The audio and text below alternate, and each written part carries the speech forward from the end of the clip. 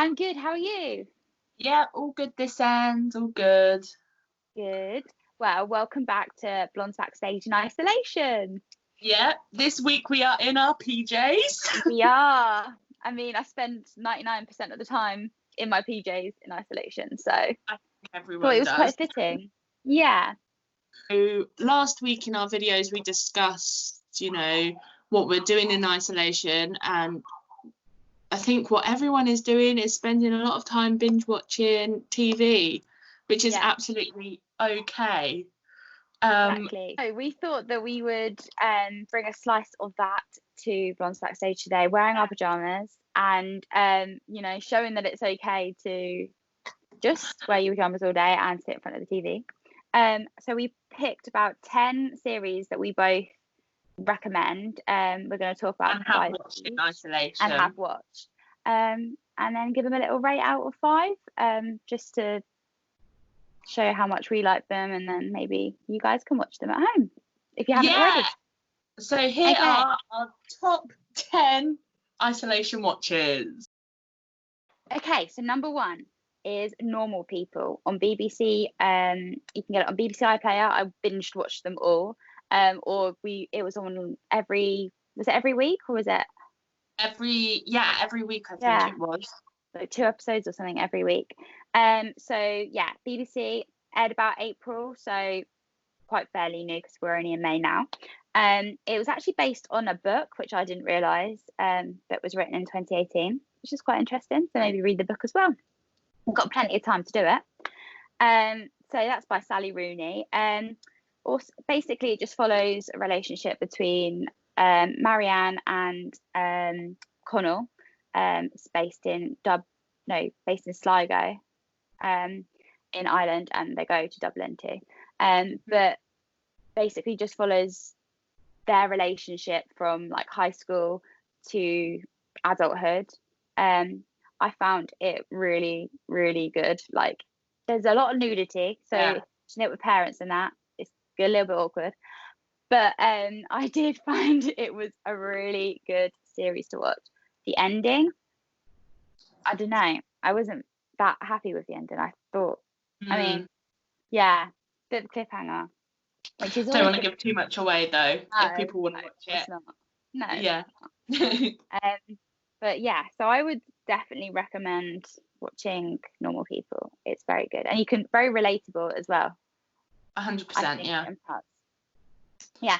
So I would give that a 4 out of 5. What about you? I would go 3.5. Yeah. 3.5 to 3 3/4. It was good, but not my favourite thing I've watched during isolation. Oh, interesting. Okay, cool. So number 2 is Killing Eve, which I'm sure everyone has heard about. So Killing Eve first started in April 2018. That's when series 1 was aired. There's 3 series, all available on iPlayer. Series 3 has just been released, so you can go over to iPlayer and binge watch it there. Killing Eve, it follows the life of Eve, who is an MI5 security officer spy, who's played by Sandra Oh, and she's currently in I would say like a cat and mouse chase with this big serial killer called Villanelle, who's played by Jodie Comer. Is it Comer? I don't know. Yeah, Comer. Jodie Comer. Comer. Lots of people pronounce it differently, her last name. Yeah. It's either Comer or Comer. I say Comer. Yeah. And they're trying to catch each other, basically. It's kind of just playing cat and mouse basically throughout, and it kind of follows their story. It was written by Phoebe Waller-Bridge, which is quite nice, good female writer there, and she produced it as well. And I was quite interested to see where it was filmed, because in the series they go to so many different countries around the whole world. The majority of it is all filmed in London, and they just use green screens and stage the set to make it look like different cities around the world.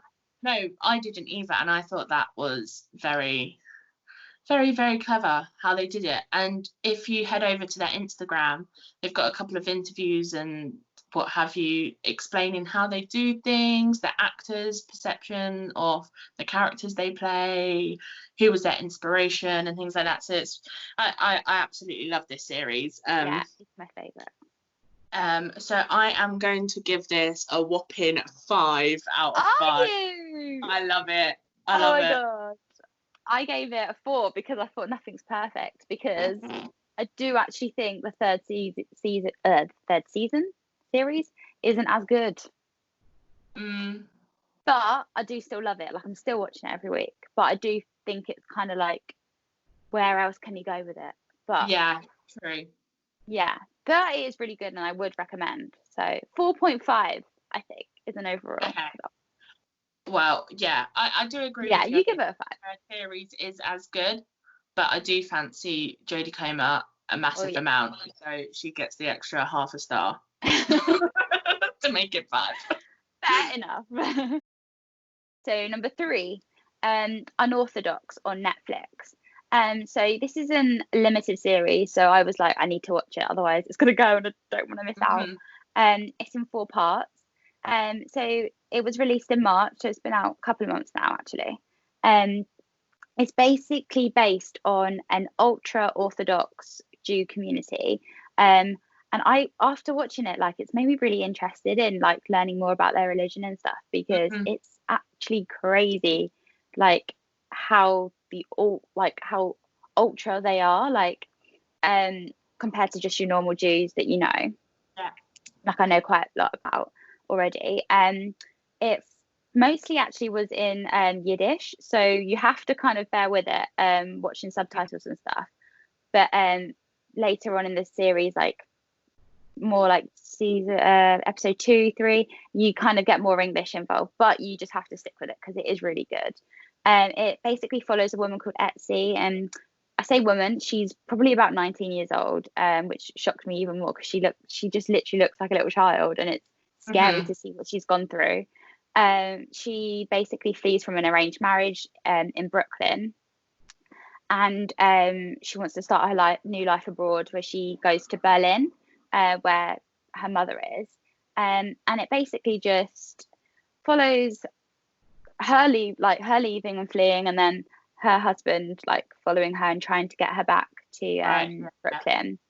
It stars Shira Haas, I want to say her name is. She's an Israeli actress, and I didn't actually know this, but she was in The Zookeeper's Wife, the film that was out a few years back now, which was really good as well, and I didn't realize that, so that was quite interesting to find out.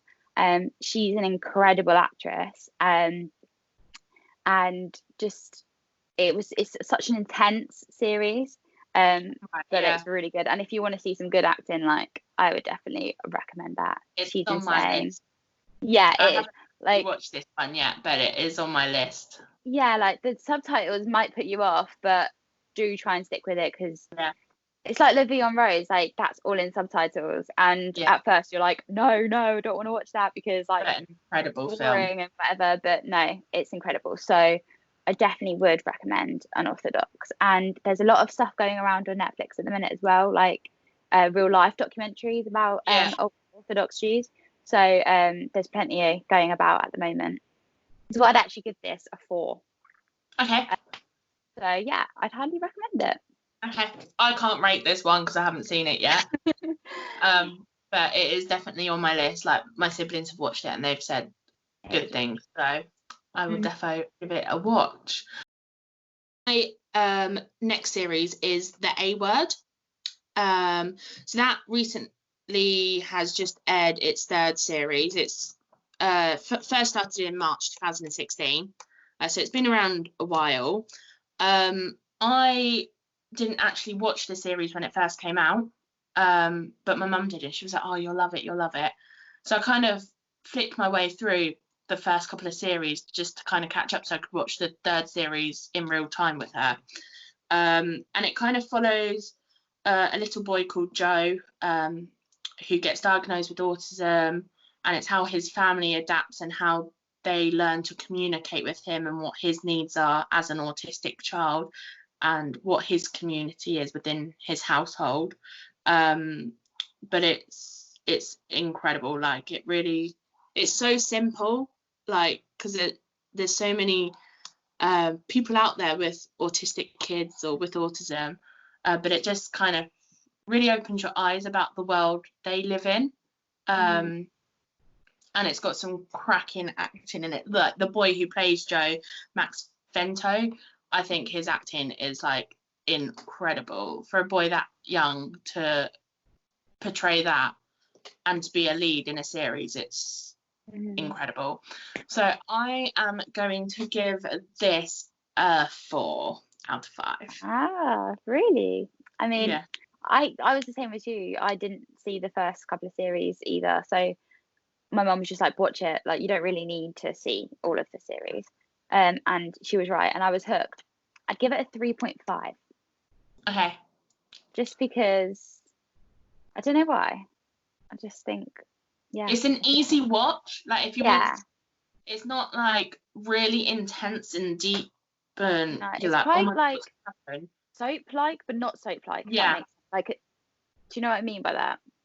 Yeah, for sure. And it's all available on BBC iPlayer if you do want to watch it. Yeah. Yeah. Cool. So the next one is Afterlife, on Netflix. So obviously their first series was last year, and then they've released this one in April, which was actually a really good time to release it since we were all stuck. For sure. So it's written by Ricky Gervais, and he also Love plays him. Tony. See, I never used to, and I really like this whole series. Really has changed my opinion on him. So I absolutely love him now. Because very dark humor. So you have to kind of like that kind of stuff to watch it and find it funny. Because at first, when I first watched the first series, it was very close to home with some of the the storyline and everything, and I was like, no, it's going to make me sad, I don't want to watch it. But actually it really helped, and kind of, you can relate to some of the stuff that he says about about grief and everything like that. And there's a character that you can relate to at some point. There's little things that he does, or little people he meets. So I would definitely recommend it. So basically it just goes to his wife dies at the beginning, and you know that anyway, because even if you watch the trailer, it's in the trailer. And it's just basically how Tony takes his grief, and how it changes him as a person. Like, he has been this perfectly happy guy before, and it's obviously made him really cynical and everything during his life, and he goes through loads of stuff. But it's just basically about how his friends and family obviously want the old Tony back, and it's hilarious in parts, it's sad in parts, you'll be crying one minute and happy and laughing the next. So I definitely think it's worth the watch. And there's also so many people in it. Like, he had a fabulous cast. Oh my God! Like, you're like, oh my God, it's them. Oh, and them. Oh, like, I know them. I know. Like, Penelope Wilton. Like, I absolutely love her. So when I saw her in it, I was like, oh my goodness. So many people. So David Bradley from Game of Thrones and Harry Potter. Like, people may know him. There's loads of people. So I would definitely recommend. I would probably rate this. I mean, I've written 3.5. I don't know, maybe a 4. I really like it, and I really do think it's worth the watch. And there probably will be a series 3. I think so. So yeah, I think I'd probably give it a 4. Yeah, what about you? I would say 3.5 or a 4. Like, it's relatable, it's funny, like you said, it's that, like, it takes you through all the emotions. I definitely think there is gonna be another series, which I'm excited. So I would say 3.5 to a 4. Perfect. Next up we have number 6, isolation stories. So good. So this started on the 4th of May this year, 2020. and it's just 4 15-minute long dramas of reflecting of what family and individuals are going through whilst in isolation. And obviously it's very relatable because we are all in this time doing exactly what those people are doing and are portraying on the TV. So episode 1 follows pregnant Lady Mel, who's played by Sheridan Smith, and the fear she has being pregnant during a world pandemic.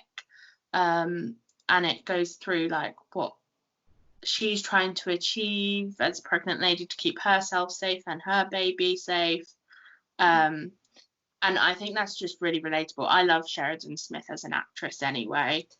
And I think she's incredible in this. And then next you move on to a dad and son relationship, and the dad's actually really ill, and it's the son caring for him at home.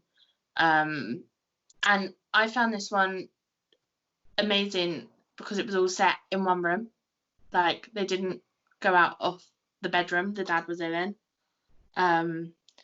So that was really clever how they filmed that. And then the next was a Skype call, which was fun. Sorry, the dad and someone was played by Robert Glenster and his son Tom Glenster. They're actually father and son. And then the Skype call was Angela Griffin and Darren Boyd. Love her. Yeah. And it was just like the to-ing and throwing like off issues they are facing during isolation. And then the final one was like a separated family, like it was the dad with his sons. The dad was Eddie Marsden with his sons, and it was how like they haven't got their mum at home, and then it's their granddad kept trying to visit them in the garden, and it's kind of like the mess people are facing during this time because they can't have normal family routine like they would usually have. And I found all of them really relatable and really clever. And there's also a behind the scenes episode which shows you how they filmed it. So basically they went and dropped all their cameras off, and it was up to the person to kind of set it all up and film it themselves from their own home. So it's all really true and raw material that they've used and put on TV. I don't know whether I said this, but it's all available on ITV Hub, which is good. And they're only 15 minutes long, so it would take you an hour to watch the whole series. So I would give this, I'm going to say a 4 out of 5. Yeah, I would too. I've seen a few things put about now that people have been filming in isolation and everything, but they're not as high quality as this. And I know it's for ITV and everything, but the people behind it are very clever to, you know, pump them out that fast as well. And they had to like do them in such a short amount of time with family members that aren't, you know, in the industry. So I found that really, really good too. Yeah, I also thought it was good because it kind of made you feel okay with what you're feeling. Like you went through all the emotions throughout the whole series, and everyone was feeling different things, and you could be like, oh yeah, I have felt like that some days. Oh yeah, no, some days it's okay to just sit and cry and do nothing. And there's no right or wrong way to do isolation, and I think that's what the whole series as a whole really got across. Definitely. Which was quite nice to be like, okay, people are feeling the same as me, like it's not just me. So the next one is Quiz, another ITV series. It was over 3 episodes, I think, and back in April now. It was based on the real life story of the couple Charles and Diana Ingram, who attempted to cheat on a quiz show, Who Wants to Be a Millionaire. So and basically just follows how they were caught, why they did it, all that kind of stuff. The cough I had no idea about. Nor did I. Yeah, like I obviously, it's quite a big quiz show. I have watched it throughout my childhood, basically. Like we had the game, I think, as well, like the board game and all that kind of stuff. And my mum was like watching it with me, and she was like, I remember when all this happened, and I had no idea. but it was really interesting. And Michael Sheen, who played Chris Tarrant, was incredible. Like, he is a great actor. I've seen him do bits and pieces before of impressions and stuff, but this was really, really good. And yeah, like, it was not the most amazing TV show to watch, but it was really interesting to see. It was kind of documentary like, I think. So Yeah. it had that kind of feel. But whilst obviously like it dramatized it a lot, so some of the stuff I read wasn't necessarily true.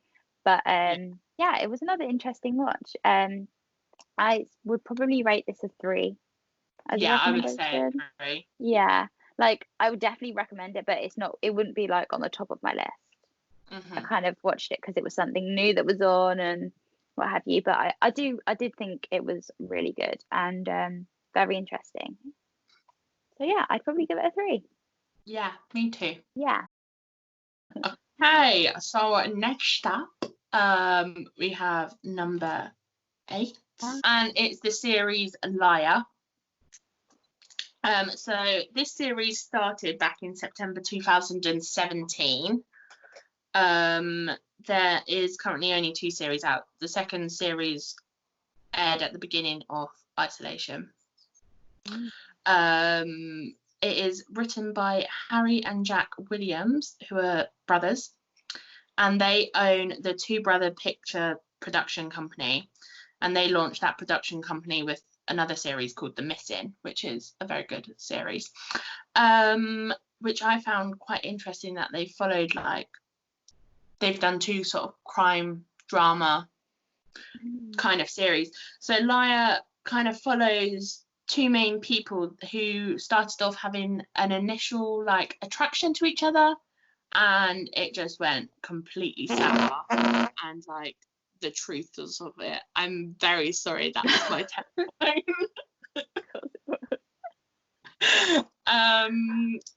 But yeah, so it unveils like the element of trust, and who you can trust. I won't give away too much because it's a very intense series, I think. So the lead lady is Joanne Froggatt, who plays Laura Nilsson. And then we have Lone Grufford, who plays Andrew Earlham as well.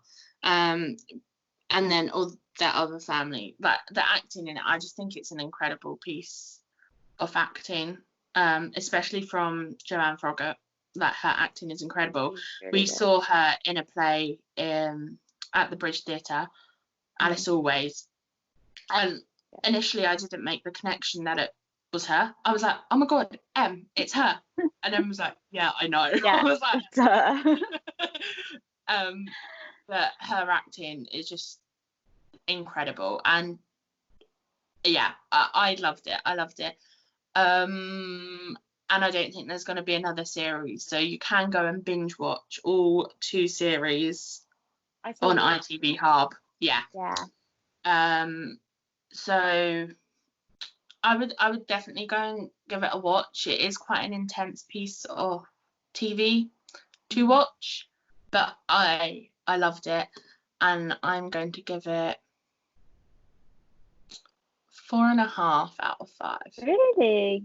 Yeah. I need to give it a watch again because I started watching the first series and then drama school happened, like mad 3rd year and stuff. So I was like, I couldn't keep up. So now I need to rewatch them and then just like binge watch them all because I want to know what happens at the end.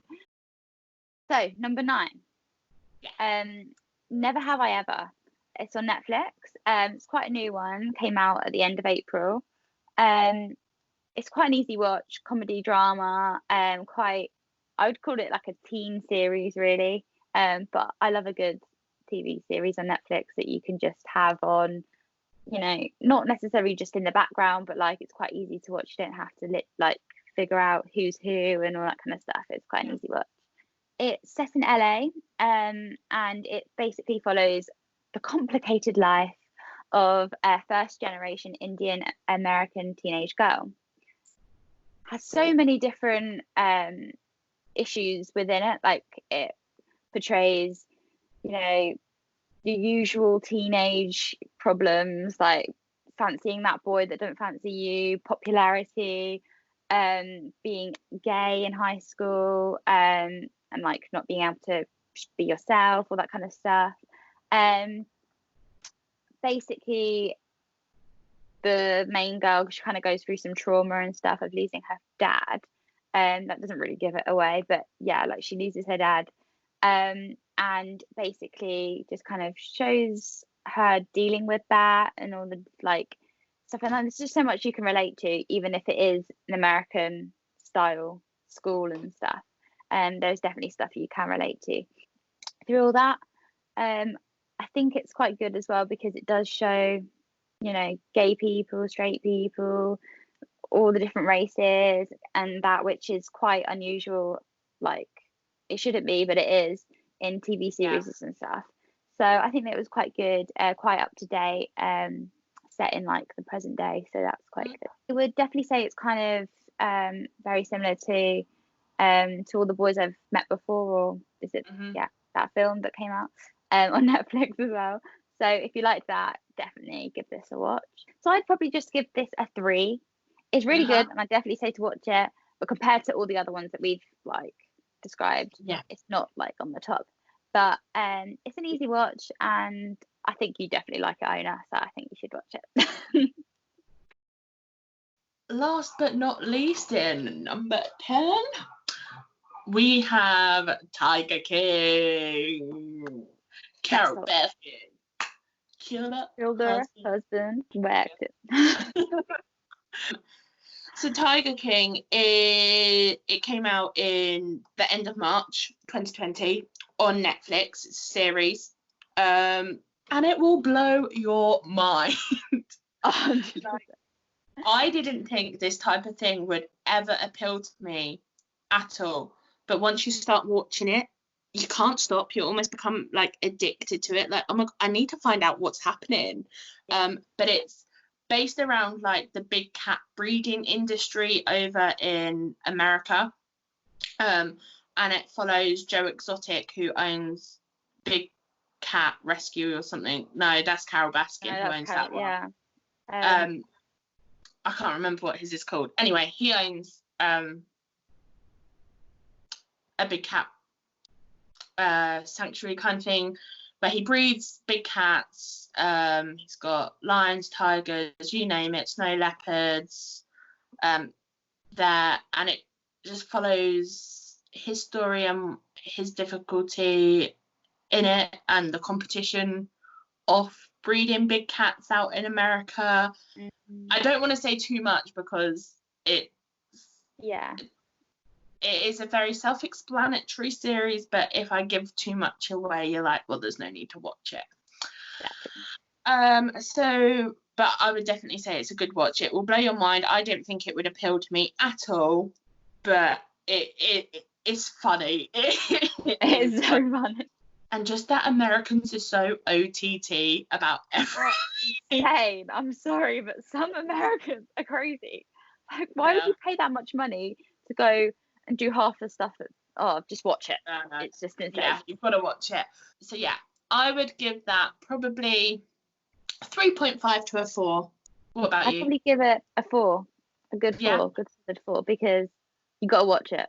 But it's not like any of the other series because it's a documentary, but God, it's just so addictive and interesting. And it follows real life. Like, that's what, like, you would think something that mind blowing. I'm like, surely there's got to be a catch here. Like, surely this isn't all like real life documentary style thing, but it is. I'm literally mind blown.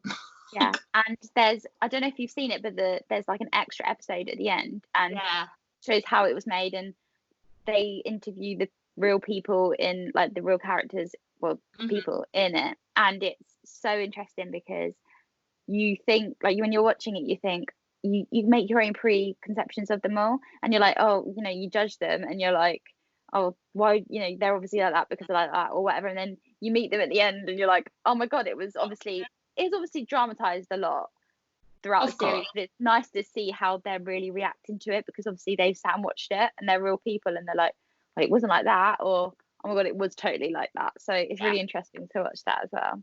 So we'll leave that there, all you cool cats and kittens. I hope that helped you guys decide what the next thing to watch. And yeah, we should see you next week for a new installment on Blondes Backstage. Yeah, make sure you like, follow, you subscribe. Make sure you follow us on Instagram because we'll be doing all our updates on there. If anyone's got any questions or would like to see something in a future video, then please just DM us. We're open to anything at the moment to keep us entertained during lockdown. So yeah, take care, stay safe, and we'll see you soon. See you soon. Bye.